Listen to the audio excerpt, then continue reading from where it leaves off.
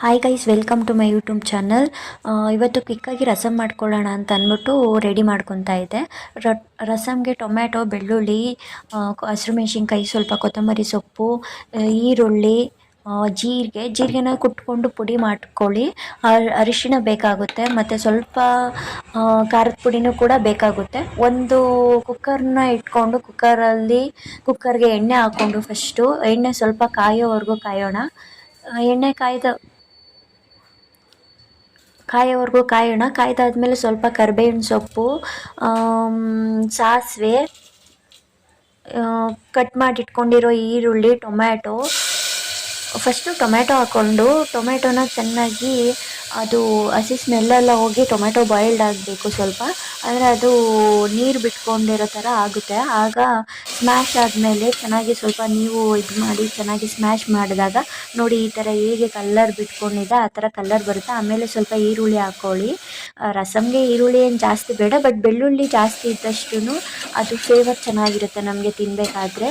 ಅದನ್ನು ಈರುಳ್ಳಿ, ಬೆಳ್ಳುಳ್ಳಿ ಮತ್ತು ಟೊಮೆಟೊ ಮಿಕ್ಸ್ ಮಾಡಿಕೊಂಡು ಅದು ಬಾಯ್ಲ್ಡ್ ಆದಮೇಲೆ ಸ್ವಲ್ಪ ಹಸಿರು ಮೆಣಸಿನ್ಕಾಯಿ ಮತ್ತು ಒಣಮೆಣಸಿನ್ಕಾಯಿ, ಗುಂಡು ಮೆಣಸಿನ್ಕಾಯಿ ಬರುತ್ತಲ್ಲ, ಎರಡನ್ನೂ ಹಾಕ್ಕೊಂಡಿದ್ದೀನಿ ನಾನು ಸ್ವಲ್ಪನೇ. ಆದಮೇಲೆ ಖಾರದ ಪುಡಿ ಮತ್ತು ಸ್ವಲ್ಪ ಅರಿಶಿನ ಹಾಕ್ಕೊಂಡು ಚೆನ್ನಾಗಿ ಮಿಕ್ಸ್ ಮಾಡ್ಕೊಳ್ಳೋಣ. ಅದಾದಮೇಲೆ ಹುಣಸೆಹಣ್ಣು ಹುಳಿಯನ್ನು ಕೂಡ ಬಿಟ್ಕೋಬೇಕು. ಹುಣಸೆಹಣ್ಣು ಹುಳಿ ಬಿಟ್ಕೊಂಡಾದ್ಮೇಲೆ ನಾವು ಕುಟ್ಟಿಟ್ಕೊಂಡಿರೋ ನಾನು ಜೀರಿಗೆನ ಜಾಸ್ತಿ ಕುಟ್ಟಿಟ್ಕೊಂಡಿಲ್ಲ, ಲೈಟಾಗಿ ಕುಟ್ಟಿಟ್ಕೊಂಡಿದ್ದೀನಿ. ಆಮೇಲೆ ಸ್ವಲ್ಪ ತೆಂಗಿನಕಾಯಿ ತುರಿಯನ್ನು ಹಾಕ್ಕೊಂಡಿದ್ದೀನಿ.